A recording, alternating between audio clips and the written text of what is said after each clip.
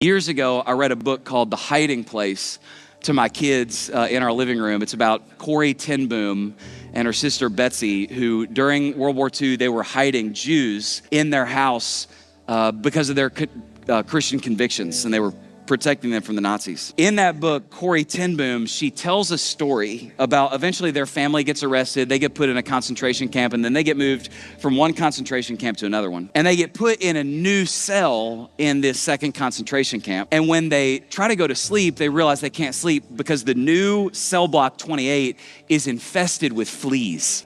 It's rough. And that becomes Corrie's breaking point. She tells her older sister Betsy, like, I can't do this anymore. I can't do it. And her older sister Betsy, who ended up dying in the concentration camp, she records it saying, Corrie, I know what to do. I read it in my Bible last night. 1 Thessalonians 5 tells us to rejoice always, pray without ceasing, and give thanks in all circumstances. And so she said, Corrie, let's pause right now and give thanks. Let's give thanks for the guards and for the fact that we're in here with all these women and we'll be able to tell them about Jesus.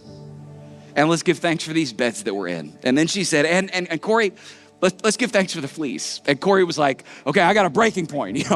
I can give thanks for everything. I can't give thanks for the fleas. And she said, no, Corrie, it said to give thanks in all circumstances. Let's give thanks for the fleas. And so they did.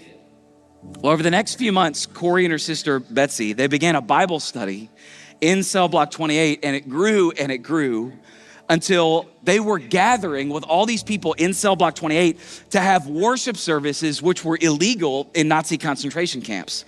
And they always wondered, like, man, why are we able to do this? And guards never come in and stop our worship services. And they never found out the answer to that question until they were released from the concentration camp, and they asked one of the guards, and he told them that the guards wouldn't go in cell block 28 for one reason: the fleas.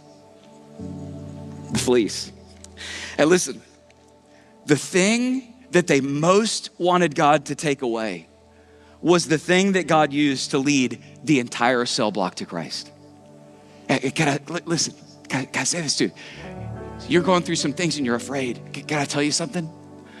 God is for you. God is with you. And God is working in all circumstances for the good of those who love him and are called according to his purpose. All circumstances.